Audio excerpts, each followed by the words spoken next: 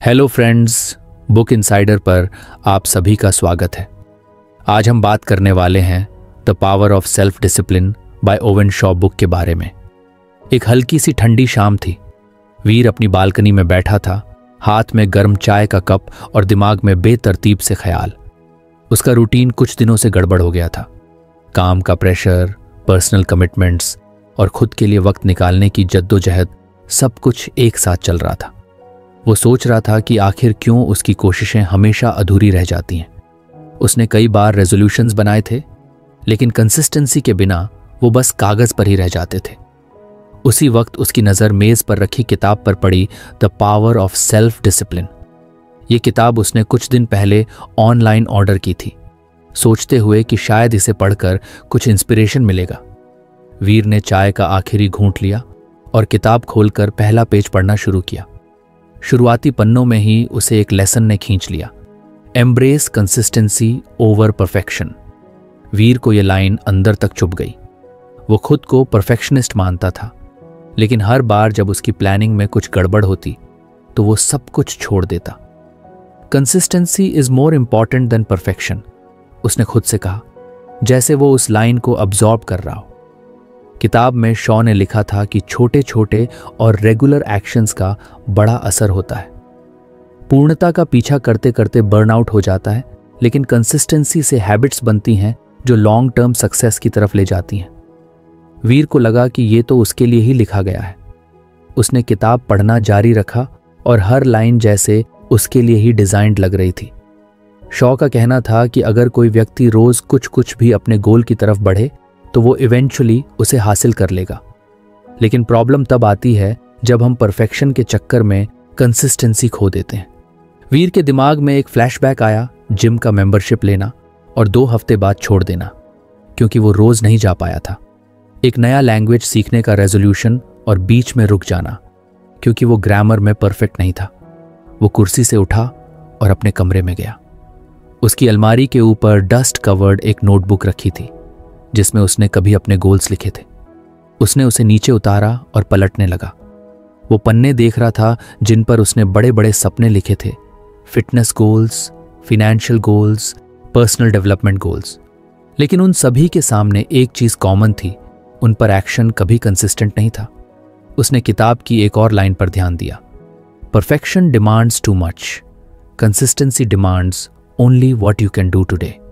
वीर ने नोटबुक बंद की और खुद से सवाल किया, क्या मैं रोज कुछ कुछ नहीं कर सकता? अगली सुबह वीर ने अपनी डे को डिफरेंटली स्टार्ट करने की ठानी। उसने डिसाइड किया कि वो सुबह 1 घंटे जिम जाएगा, भले ही वो पूरा वर्कआउट ना कर पाए। उसने अपने पुराने जिम बैग से डस्टी स्नीकर्स निकाले और अगले दिन सुबह अलार्म लगाकर सो गया। सुबह का अलार्म बजा और वीर ने एक पल के लिए स्नूज करने का सोचा, लेकिन फिर शॉ की बात याद आई, start small but start now. उसने खुद को बेड से खींचा और तैयार होकर जिम पहुंच गया। वहां उसने एक सिंपल वर्कआउट किया, कोई हैवी वेट लिफ्टिंग नहीं, बस एक कंसिस्टेंट शुरुआत। जिम से वापस आकर उसने खुद के लिए ब्रेकफास्ट बनाया और सोचा कि वो किताब को फिर से पढ़े। उसने अगले चैप्टर को नहीं खोला, बल्कि उसी लेसन को दोबारा पढ़ा, कंसिस्टेंसी ओवर परफेक्शन। शॉ का कहना था कि कंसिस्टेंसी एक मसल की तरह है, जैसे जैसे इसे प्रैक्टिस करते हैं ये स्ट्रॉन्गर होती जाती है। वीर को लगा कि ये बात सच में उसके लिए काम कर सकती है। उसने अपने बाकी के दिन को भी छोटे छोटे कंसिस्टेंट स्टेप्स में डिवाइड करने का फैसला किया। उसने अपने काम के लिए एक टू डू लिस्ट बनाई, लेकिन इस बार रियलिस्टिक टास्क्स लिखे। उसने खुद से कहा, मुझे आज सब कुछ पूरा करने की जरूरत नहीं है, I just need to make progress. दिन के अंत में जब उसने अपनी लिस्ट को देखा तो उसे सेटिस्फैक्शन महसूस हुआ। उसने सब कुछ पूरा नहीं किया था, लेकिन जो भी किया वो कंसिस्टेंट एफर्ट का हिस्सा था। उसे पहली बार ऐसा लगा कि वो बर्नआउट के बिना भी अपनी लाइफ को मैनेज कर सकता है। रात को सोने से पहले वीर ने फिर से किताब उठाई और उस लेसन पर अंडरलाइन किया, habits are not built in a day, they are the result of consistent actions repeated over time. उसने सोचा कि शायद यही उसकी अब तक की मिसिंग पीस थी। उसने हमेशा बड़े बड़े प्लान्स बनाए, लेकिन उनको एग्जीक्यूट करने के लिए डेली कंसिस्टेंसी की वैल्यू नहीं समझी। उसने खुद से वादा किया कि वो हर दिन स्मॉल बट कंसिस्टेंट स्टेप्स लेगा। उसने नोटबुक में लिखा, नो मोर परफेक्शन, जस्ट प्रोग्रेस। उसे अब लगने लगा था कि अगर वो इस सिंपल आइडिया को अपनी लाइफ में अप्लाई कर ले तो उसके सारे गोल्स अचीवेबल लगेंगे। कहानी यहां खत्म नहीं हुई थी। वीर ने बस शुरुआत की थी। किताब के और भी लेसन्स थे जो उसे एक्सप्लोर करने थे, लेकिन इस बार वो खुद को ज्यादा कॉन्फिडेंट महसूस कर रहा था। उसे पता था कि अब उसका फोकस परफेक्शन पर नहीं बल्कि डेली कंसिस्टेंसी पर होगा। उसने अपने मोबाइल पर अलार्म सेट किया और शॉ की उस लाइन को फिर से दोहराया, start small, stay consistent and watch your life transform. Veer ने अगले कुछ हफ्तों में कंसिस्टेंसी का फायदा महसूस करना शुरू कर दिया। उसने हर दिन कुछ कुछ वर्कआउट किया, अपने काम के टास्क्स पूरे किए और खुद को ज्यादा ऑर्गेनाइज्ड पाया। लेकिन कुछ मिसिंग था। उसने महसूस किया कि भले ही वो कंसिस्टेंट हो रहा है, लेकिन उसकी एफर्ट्स किसी क्लियर डायरेक्शन की ओर नहीं जा रही थी। अगर आपको हमारी फ्री समरी अच्छी लगती है तो आप हमारे चैनल को सब्सक्राइब कर सकते हैं, हमारी मेंबरशिप खरीद सकते हैं या हमें यूपीआई के थ्रू सपोर्ट कर सकते हैं। अब समरी पर वापस चलते हैं। एक तरह से वो कर तो सब कुछ रहा था, पर उसे खुद नहीं पता था कि ये सब किस अल्टीमेट गोल की तरफ ले जा रहा है। एक दिन शाम को जब वो अपनी बालकनी में बैठा था, उसने किताब का अगला चैप्टर पढ़ने का फैसला किया। अगला लेसन था सेट क्लियर अचीवेबल गोल्स। वीर ने जैसे ही इस चैप्टर को पढ़ना शुरू किया, उसे लगा कि शॉ ने उसके दिमाग को पढ़ लिया है। किताब में लिखा था, a lack of clear goals is like sailing without a destination, you might be moving but you're not going anywhere meaningful. Veer को यह बात इतनी रिलेटेबल लगी कि उसने तुरंत किताब को एक तरफ रखा और अपनी नोटबुक उठाई। तो मतलब मुझे पता ही नहीं है कि मैं कर क्या रहा हूं, उसने खुद से सवाल किया। उसने अपने पिछले कुछ हफ्तों को याद किया। कंसिस्टेंट तो था, लेकिन उसकी डायरेक्शन कहीं खोई हुई थी। शॉ ने लिखा था कि गोल्स को क्लियर और अचीवेबल बनाना चाहिए। बड़े बड़े गोल्स को छोटे छोटे टास्क्स में तोड़ना चाहिए ताकि हर स्टेप मैनेजेबल लगे। वीर ने सोचा कि वो सबसे पहले अपने सबसे बड़े गोल को डिफाइन करेगा। उसने नोटबुक के पहले पेज पर लिखा, what do I really want. लेकिन यह सवाल इतना आसान नहीं था जितना दिख रहा था। उसने पेन घुमाया और सोचा, फिर धीरे धीरे लिखना शुरू किया। 1, मैं फिट और स्वस्थ रहना चाहता हूं। 2, I want to grow in my career. 3, I want to be financially stable. 4, I want to learn something new. Okay, ये तो लिख लिया, वीर ने सोचा, लेकिन यह सब बहुत वेग है। शॉ ने कहा है कि गोल्स को स्पेसिफिक और मेजरेबल बनाना चाहिए। उसने अपनी लिस्ट को रिवाइज किया। 1, मैं अगले 3 महीने में 5 किलोग्राम वजन कम करना चाहता हूं। 2, I want to complete a professional certification in my field within 6 months. 3, I want to save 50,000 rupees by the end of this year. 4, I want to learn how to play the guitar and be able to play one full song in 4 months. वीर ने एक सांस ली और अपने लिखे goals को देखा। अब उसे पहली बार लगा कि उसकी जिंदगी में कुछ क्लैरिटी आ रही है। उसने अपने गोल्स को अचीवेबल पार्ट्स में तोड़ने की प्रोसेस शुरू की। शॉ ने किताब में लिखा था, break down big goals into smaller tasks so that every step feels doable and rewarding. उसने सबसे पहले अपने फिटनेस गोल पर ध्यान दिया। उसने सोचा, 5 किलोग्राम 3 महीने में खोने की बात, sounds big but let's break it down. उसने अपने नोटबुक में लिखा, वीक 1, सुबह के समय प्रतिदिन 30 मिनट तक चलना। Week 2, include basic strength training. Week 3, adjust diet, reduce sugar intake. Week 4, track progress and refine plan. अब उसे ये प्लान अचीवेबल लगने लगा। उसने शॉ की एक और बात याद की, हर छोटा कदम पूरा होना एक मीलस्टोन है जो आपको प्रेरित करता है। फिर उसने अपने करियर गोल पर काम शुरू किया। उसने सर्टिफिकेशन के लिए रिसर्च की और पाया कि उसे हर हफ्ते 5 घंटे पढ़ाई करनी होगी। उसने अपने स्केड्यूल में टाइम ब्लॉक किया। मंडे टू फ्राइडे 1 घंटा दिन के बाद dinner, Saturday revise what I learned in the week, Sunday mock test और प्रैक्टिकल एप्लीकेशन। वीर को इस बार ज्यादा कॉन्फिडेंट फील हुआ। उसे लगा कि शायद उसने अब सही डायरेक्शन पकड़ ली है। शॉ ने लिखा था, When you see progress in smaller steps, the bigger picture doesn't seem overwhelming. अगले दिन वीर ने अपने फाइनेंशियल गोल पर काम करना शुरू किया। उसने एक स्प्रेडशीट बनाया और अपनी सेविंग्स और खर्चों का हिसाब लगाया। उसे ये देखकर कुछ झटका लगा कि वो कितना अननेसेसरी खर्च करता है। उसने अपने खर्चों को कैटेगरीज में डिवाइड किया और अननेसेसरी स्पेंडिंग को रिड्यूस करने की प्लान बनाई।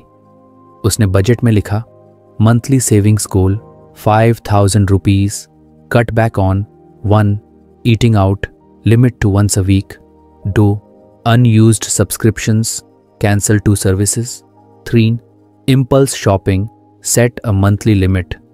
उसने महसूस किया कि गोल्स को छोटे स्टेप्स में डिवाइड करने से सब कुछ मैनेजेबल लगने लगता है। शॉ सही था, जब हम हर छोटे स्टेप पर फोकस करते हैं तो ओवरऑल प्रोसेस आसान लगती है। वीर ने अपने पर्सनल गोल गिटार सीखने के लिए भी प्लान बनाया। उसने यूट्यूब ट्यूटोरियल्स ढूंढे और एक बिगिनर फ्रेंडली कोर्स सेलेक्ट किया। उसने खुद से वादा किया कि वो हर दिन 20 मिनट प्रैक्टिस करेगा। उसने अपने नोटबुक में लिखा, दिन 1 सीखें basic chords AED, day 2 practice switching between chords, day 3 learn strumming patterns, week 2 start with an easy song, chords plus strumming. Veer ने अपनी लिस्ट को देखा और एक सेटिस्फैक्शन की फीलिंग महसूस की। अब उसकी जिंदगी सिर्फ रैंडम कंसिस्टेंसी का खेल नहीं थी। अब उसके पास क्लियर अचीवेबल गोल्स थे। उसने खुद को एक सिस्टम में डाल लिया था जहां हर स्टेप उसे उसके बिगर गोल्स की तरफ ले जा रहा था। अगले कुछ दिनों में वीर ने अपने डेली टास्क्स को फॉलो करना शुरू किया। हर छोटे माइलस्टोन पर उसे मोटिवेशन मिलती। जब उसने पहली बार 1 घंटे की अनइंटरप्टेड पढ़ाई पूरी की तो उसे सेल्फ प्राइड महसूस हुआ। जब उसने 1 हफ्ते में 5,000 रुपए सेव किए तो उसने खुद को एक treat the, budget friendly of course. और जब उसने अपनी पहली बेसिक गिटार ट्यून प्ले की तो उसे ऐसा लगा जैसे उसने कोई बड़ा मुकाम हासिल कर लिया हो। शाम को जब वो अपने दिन के गोल्स पर टिक करता था तो उसे अपनी प्रोग्रेस साफ दिखती। शॉ ने जो लिखा था वो सच था, progress is the best motivator, small wins build big momentum. लेकिन वीर की जर्नी यहां खत्म नहीं हुई थी। उसने सिर्फ शुरुआत की थी। उसके सामने अभी भी कई चैलेंजेस थे और किताब के अगले लेसन्स उसका इंतजार कर रहे थे।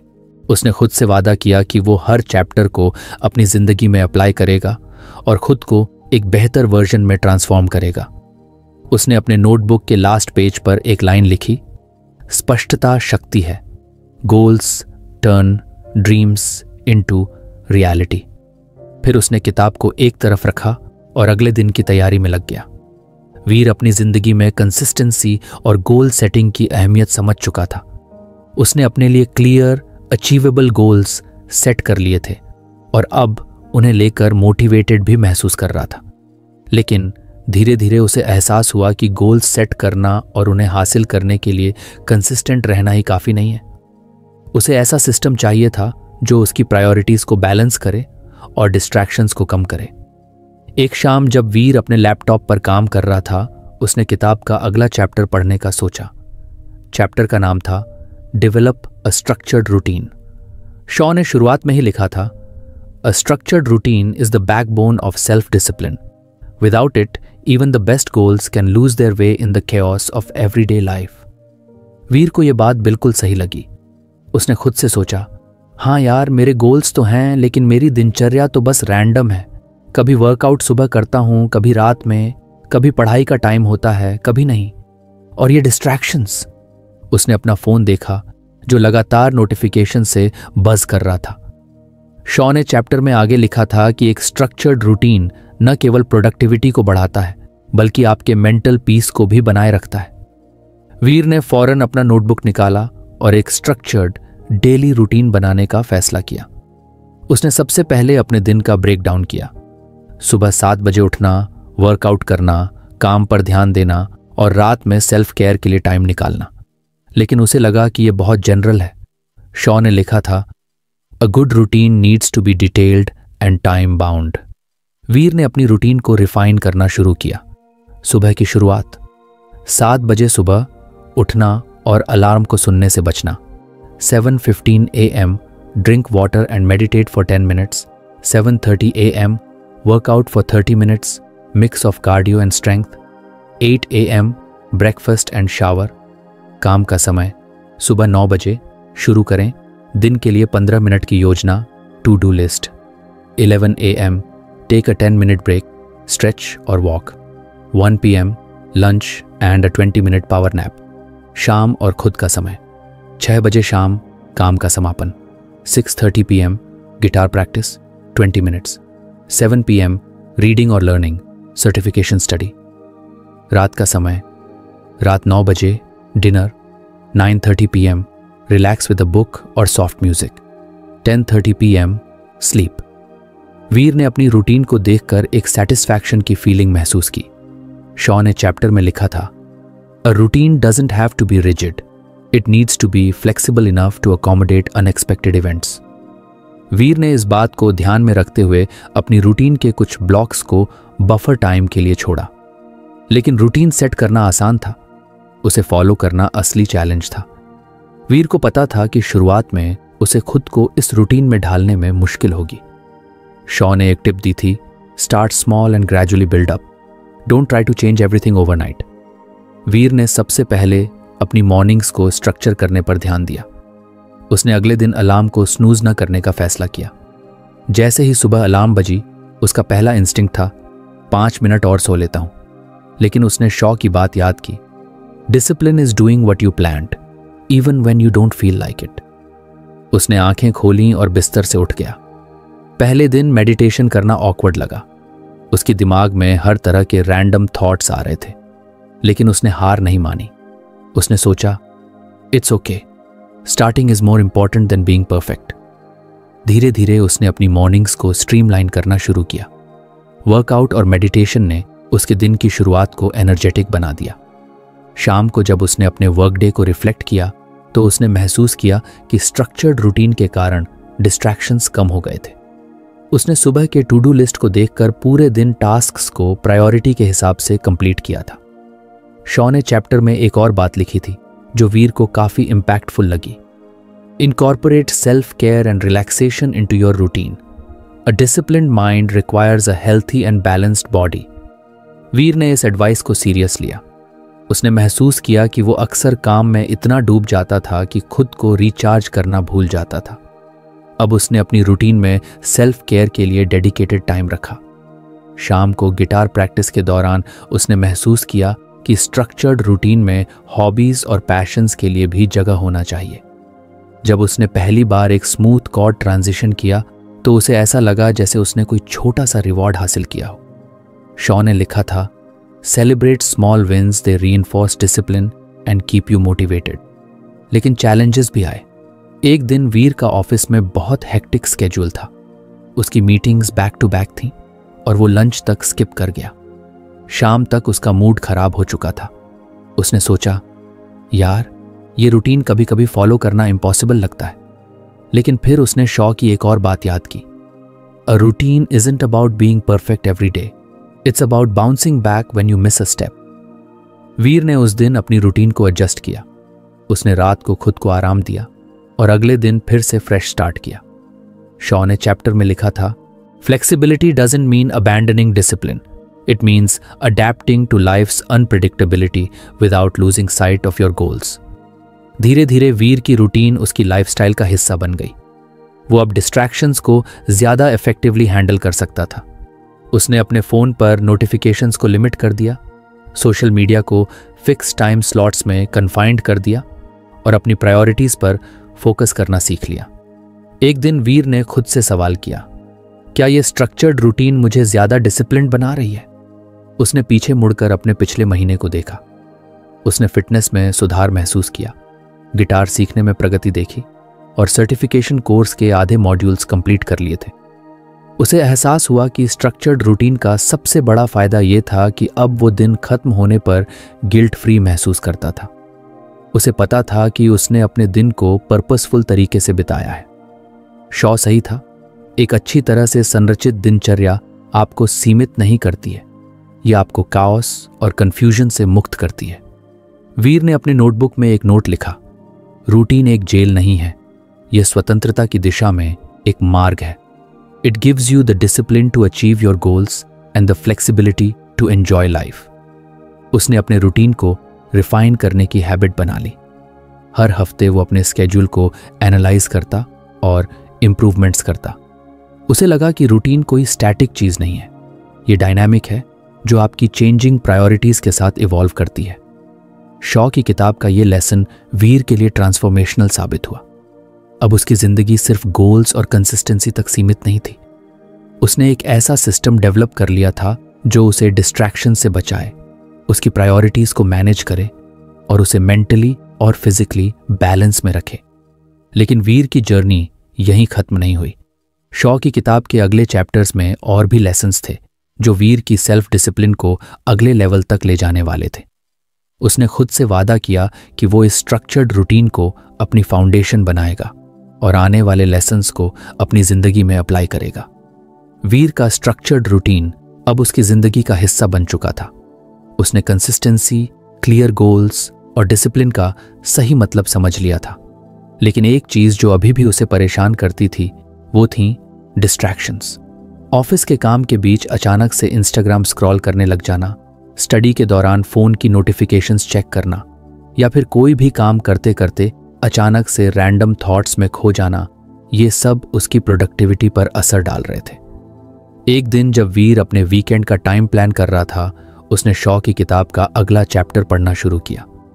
चैप्टर का नाम था overcome distractions with mindfulness. Chapter की पहली ही लाइन ने उसका ध्यान खींच लिया। आज के दौर में विचलन हर जगह है। They are not just external but also internal. Mindfulness is the key to overcoming both. Veer ने सोचा, बिल्कुल सही। हर बार ब्लेम सिर्फ नोटिफिकेशंस पर नहीं डाल सकता।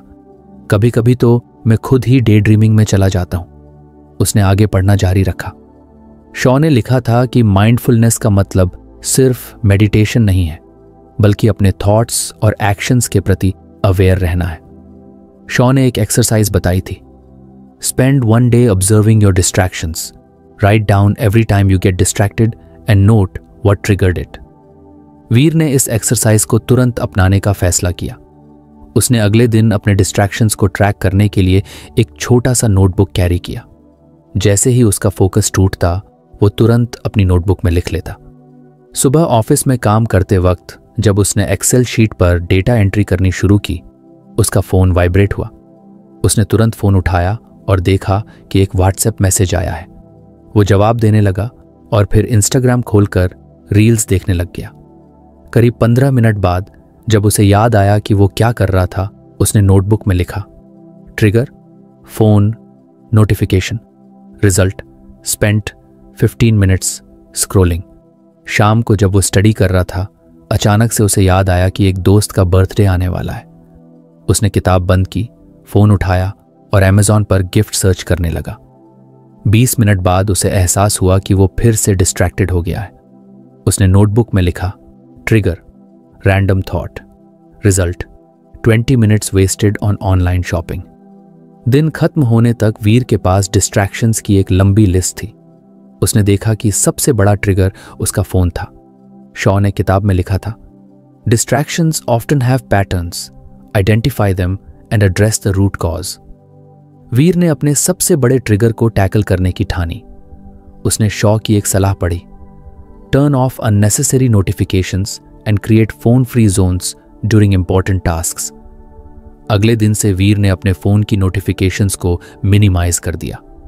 उसने सोशल मीडिया ऐप्स के लिए फिक्स टाइमिंग सेट की और स्टडी टेबल पर काम करते वक्त फोन को दूसरे कमरे में रखने की आदत डाली। शॉ ने एक और टेक्निक बताई थी, practice the 5-5-5 rule. When you feel distracted, pause for 5 seconds, take 5 deep breaths and spend 5 seconds asking yourself why you are distracted. Veer ने इस टेक्निक को भी ट्राई किया। एक शाम जब वो स्टडी कर रहा था, उसे अचानक से अर्ज हुई कि वो यूट्यूब पर कोई रैंडम वीडियो देख ले। उसने किताब को बंद करने का मन बनाया, लेकिन तभी उसने 5-5-5 रूल को अप्लाई किया। उसने 5 सेकंड का पॉज लिया, 5 बार गहरी सांसें ली और खुद से पूछा, मुझे अभी डिस्ट्रैक्शन क्यों हो रही है। वो समझ गया कि असल में उसे कुछ बोर्डम महसूस हो रही थी। उसने सोचा, शॉ सही कहते हैं, माइंडफुलनेस मुझे मेरे डिस्ट्रैक्शंस की वजह समझने में मदद कर रही है। उसने किताब को फिर से खोला और पढ़ाई जारी रखी। शॉ ने माइंडफुलनेस के बारे में और भी बातें लिखी थीं। उन्होंने कहा था, mindfulness isn't just about stopping distractions, it's about being fully present in the moment. Veer ने खुद को एक और चैलेंज दिया। उसने डिसाइड किया कि वो मील्स के दौरान फोन बिल्कुल नहीं उठाएगा। पहले जहां वो खाना खाते वक्त यूट्यूब वीडियोस देखता था, अब वो सिर्फ अपने खाने पर ध्यान देने लगा। शुरू में अजीब लगा, लेकिन धीरे धीरे उसने महसूस किया कि खाना ज्यादा एंजॉयबल हो गया है। एक और दिन वीर ने शॉ की एक और माइंडफुलनेस एक्सरसाइज ट्राई की। एक्सरसाइज का नाम था बॉडी स्कैन मेडिटेशन। शॉ ने लिखा था, 5 मिनट प्रतिदिन अलग अलग हिस्सों पर ध्यान केंद्रित करें। नोटिस एनी टेंशन और sensations. This practice grounds you in the present moment. Veer ने रात को सोने से पहले इस एक्सरसाइज को किया। उसने अपनी आंखें बंद की और अपने पैरों से शुरुआत की। धीरे धीरे वो अपने शरीर के हर हिस्से पर ध्यान केंद्रित करता गया। उसे लगा जैसे उसकी सारी थकान कम हो रही है। धीरे धीरे वीर की डिस्ट्रैक्शंस कम होने लगी। अब वो अपनी थॉट्स को ज्यादा कॉन्शियसली ऑब्जर्व करता था। अगर कोई नेगेटिव थॉट आता तो वो उसे नोटिस करके जाने देता, बजाय इसके कि वो उस थॉट में उलझ जाए। शॉ ने लिखा था, mindfulness is a muscle, the more you practice the stronger it gets. Veer ने देखा कि उसकी प्रोडक्टिविटी बढ़ गई है। अब वो बिना बार बार डिस्ट्रैक्शंस के लंबे समय तक फोकस कर सकता था। उसे अपने गोल्स पर काम करने में ज्यादा मजा आने लगा था। एक दिन वीर ने अपने दोस्तों को अपनी प्रोग्रेस के बारे में बताया। उसके एक दोस्त ने कहा, यार ये सब तो मेडिटेशन जैसा लगता है, मुझे तो ये चीजें बहुत मुश्किल लगती हैं। वीर ने हंसते हुए कहा, शॉ ने कहा है कि माइंडफुलनेस कोई कॉम्प्लिकेटेड चीज नहीं है, ये तो बस अपने एक्शंस और थॉट्स के प्रति अवेयर रहना है। तू सिंपल स्टेप्स से शुरू कर। उसने अपने दोस्त को 5-5-5 रूल समझाया और कहा, बस ये ट्राई करके देख। जब डिस्ट्रैक्शन आए, पॉज ले और खुद से पूछ कि तुझे ये अर्ज क्यों हो रही है। धीरे धीरे तुझे खुद ही फर्क महसूस होगा। वीर की माइंडफुलनेस जर्नी अभी शुरू ही हुई थी। उसे पता था कि डिस्ट्रैक्शंस पूरी तरह से खत्म नहीं होंगे, लेकिन अब उसे उनसे डील करना आ गया था। शॉ ने सही कहा था, distractions can never control you if you learn to control your mind. किताब के अगले चैप्टर्स में और भी टेक्निक्स थीं जो वीर की सेल्फ डिसिप्लिन को और मजबूत बनाने वाली थी। वीर ने खुद से वादा किया कि वो इन लेसन्स को अपनी जिंदगी में इंप्लीमेंट करता रहेगा और अपने गोल्स की तरफ बढ़ता रहेगा। वीर की जिंदगी धीरे धीरे बदल रही थी।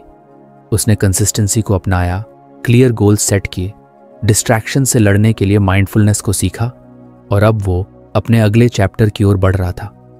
शॉ की किताब के नए लेसन का नाम था surround yourself with positive influences. Veer ने चैप्टर की पहली लाइन पढ़ी, the people around you shape your mindset, your habits and your success, choose them wisely. ये लाइन पढ़ते ही वीर को अपनी लाइफ के कुछ दोस्तों और सहकर्मियों की याद आई। उसने महसूस किया कि कुछ लोग ऐसे हैं जो हमेशा उसकी तरक्की को लेकर सार्कास्टिक रहते हैं। अगर वो किसी नए गोल के बारे में बताता तो उनकी पहली प्रतिक्रिया होती, अरे यार इतना एम्बिशियस क्यों हो, कुछ चिल कर। वहीं कुछ दोस्त ऐसे भी थे जो हर बात में इनकरेजमेंट देते थे। वीर ने शॉ के लेसन पर ध्यान दिया। शॉ ने लिखा था, if you want to build self discipline and achieve your goals, you need people who uplift you, not those who pull you down. Veer ने सोचा, लेकिन ये कैसे डिसाइड करूं कि कौन मेरी ग्रोथ के लिए सही है और कौन नहीं। उसने चैप्टर को आगे पढ़ा। शॉ ने एक सिंपल एक्सरसाइज सजेस्ट की थी, write down the names of the 5 people you spend the most time with, reflect on how each of them impacts your mindset, habits and progress. Veer ने तुरंत एक नोटबुक उठाई और 5 नाम लिखे। उसने उनके नामों के सामने एक एक लाइन में उनकी क्वालिटीज लिखी। राहुल, ऑलवेज सपोर्टिव लेकिन खुद लेजी है। आदित्य, पॉजिटिव एनर्जी देता है और खुद भी एम्बिशियस है। सौरभ, हर बात पर मजाक उड़ाता है, कभी इंकरेजमेंट नहीं देता। रीमा, फोकस्ड और डिसिप्लिन्ड है, हर बार सही सलाह देती है। अमित, मोस्टली नेगेटिव रहता है, दूसरों की अचीवमेंट्स को कमतर बताता है। नाम लिखने के बाद वीर ने पैटर्न्स देखना शुरू किया। उसे समझ आया कि आदित्य और रीमा उसकी ग्रोथ के लिए अच्छे इन्फ्लुएंसेस हैं। वहीं सौरभ और अमित अक्सर उसकी मोटिवेशन को खत्म करने का काम करते थे। राहुल सपोर्टिव था, लेकिन उसकी खुद की लेजीनेस कभी कभी वीर को भी अफेक्ट कर देती थी। शॉ ने लिखा था, surround yourself with people who share similar goals, inspire you to do better and hold you accountable. Veer ने ठान लिया कि वो अपनी सोशल सर्कल को कुछ बदलने की कोशिश करेगा। उसने आदित्य और रीमा के साथ ज्यादा टाइम स्पेंड करने का फैसला किया। वो जानता था कि यह आसान नहीं होगा, लेकिन उसे अपनी ग्रोथ के लिए यह कदम उठाना जरूरी लगा। अगले दिन वीर ने आदित्य को कॉल किया। आदित्य ने फोन उठाते ही कहा, यार काफी दिन हो गए, मिलते क्यों नहीं? तुझे तो जिम भी छोड़ दिया था मैंने। वीर हंसकर बोला, हाँ भाई, कुछ बिजी था, लेकिन अब मुझे तेरा साथ चाहिए। तेरे साथ फिर से जिम ज्वाइन करना है। आदित्य ने तुरंत हाँ कर दी। वीर को याद था कि आदित्य कितना डिसिप्लिन था और जिम में उसका फोकस हमेशा टॉप नॉच रहता था। वीर को लगा कि जिम से उसकी फिजिकल फिटनेस के साथ साथ उसकी मेंटल डिसिप्लिन भी और मजबूत होगी। रीमा से मिलने के लिए वीर ने एक कॉफी मीटअप प्लान किया। रीमा ने हमेशा उसके करियर गोल्स को लेकर प्रैक्टिकल सलाह दी थी। जब वो मिले तो वीर ने कैजुअली अपनी किताब और सेल्फ डिसिप्लिन के लेसन्स का जिक्र किया। रीमा इम्प्रेस थी और उसने कहा, यहां तक कि मैं भी डिस्ट्रैक्शन से डील करने के लिए माइंडफुलनेस प्रैक्टिस करना शुरू करूंगी। तुझे देख के मोटिवेशन मिलता है। वीर को यह सुनकर अच्छा लगा। उसने सोचा, पॉजिटिव इन्फ्लुएंसेस सिर्फ मुझे अपलिफ्ट नहीं करते, मैं भी उनके लिए इंस्पिरेशन बन सकता हूं। शॉ ने किताब में यह भी लिखा था कि कुछ रिलेशनशिप्स को डिस्टेंस देना जरूरी होता है। Not everyone deserves a place in your inner circle. It's okay to limit time with people who drain your energy और कॉन्स्टेंटली क्रिटिसाइज यू। वीर को लगा कि सौरभ और अमित के साथ उसकी बातचीत कम करना सही रहेगा। हालांकि वो उन्हें अवॉइड नहीं कर सकता था, लेकिन उसने डिसाइड किया कि वो उनके साथ अपने गोल्स और एस्पिरेशंस पर डिस्कस करना बंद कर देगा। एक वीकेंड पर वीर ने कुछ नया ट्राई किया। उसने अपने जैसे माइंडेड लोगों के साथ कनेक्ट करने के लिए एक सेल्फ इंप्रूवमेंट सेमिनार में हिस्सा लिया। वहां उसे कई लोग मिले जो अपनी लाइफ में सेल्फ डिसिप्लिन और गोल्स पर काम कर रहे थे। एक लड़के करण से उसकी अच्छी बातचीत हुई। करण ने उसे बताया कि कैसे उसने अपने करियर में डिस्ट्रैक्शंस को ओवरकम करके सफलता हासिल की। वीर को यह इंटरैक्शन बहुत इंस्पायरिंग लगा। घर लौटते वक्त वीर ने सोचा, शॉ सही कहते हैं, पॉजिटिव इन्फ्लुएंसेस ना सिर्फ फ्रेंड्स और फैमिली में हो सकते हैं, बल्कि स्ट्रेंजर्स या नए कनेक्शंस में भी हो सकते हैं। बस हमें ओपन माइंडेड रहना होगा। वीर ने धीरे धीरे अपनी लाइफस्टाइल में बदलाव देखना शुरू किया। आदित्य के साथ जिम सेशंस ने उसकी फिजिकल स्टैमिना और मेंटल क्लैरिटी को बढ़ा दिया था। रीमा के साथ डिस्कशन से उसे अपने करियर गोल्स को रिफाइन करने का मौका मिला, और सेमिनार में बने नए कनेक्शंस ने उसे अकाउंटेबिलिटी का नया तरीका सिखाया। शॉ की किताब में एक और एडवाइस थी, be a positive influence for others. When you uplift others, you create an environment of mutual growth. Veer ने इस बात को भी अपनाया। वो आदित्य के साथ जिम में दूसरों को मोटिवेट करता और रीमा के साथ ब्रेनस्टॉर्मिंग के दौरान अपने नए आइडियाज शेयर करता। एक दिन राहुल ने वीर से कहा, यार तुझसे मिलके हमेशा ऐसा लगता है कि मैं भी कुछ अच्छा अचीव कर सकता हूं। तुझ में एक अलग एनर्जी आ गई है। वीर ने हंसते हुए कहा, भाई एनर्जी कंटेजियस होती है, पॉजिटिव रहोगे तो ऑटोमेटिकली सब अच्छा लगेगा। अब वीर का सर्कल सिर्फ उसके दोस्तों और सहकर्मियों तक सीमित नहीं था। उसने अपनी ग्रोथ को इंस्पायर करने वाले पॉडकास्ट सुनने शुरू कर दिए। शॉ ने लिखा था कि बुक्स, पॉडकास्ट्स और मोटिवेशनल वीडियोस भी एक तरह के पॉजिटिव इन्फ्लुएंसेस होते हैं। वीर ने अपनी रूटीन में हर दिन सुबह 15 मिनट एक इंस्पायरिंग पॉडकास्ट सुनना शामिल कर लिया। उसे महसूस हुआ कि ये छोटी छोटी चीजें उसकी माइंडसेट को धीरे धीरे ट्रांसफॉर्म कर रही थी।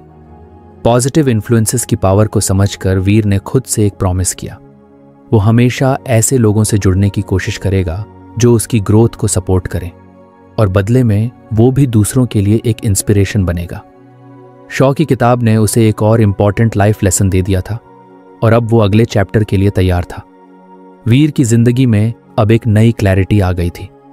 उसने समझ लिया था कि पॉजिटिव इन्फ्लुएंसेस की ताकत उसकी सोच और डिसिप्लिन को किस हद तक बदल सकती है। आदित्य और रीमा के साथ ज्यादा वक्त बिताने से उसकी हैबिट्स मजबूत हो रही थी।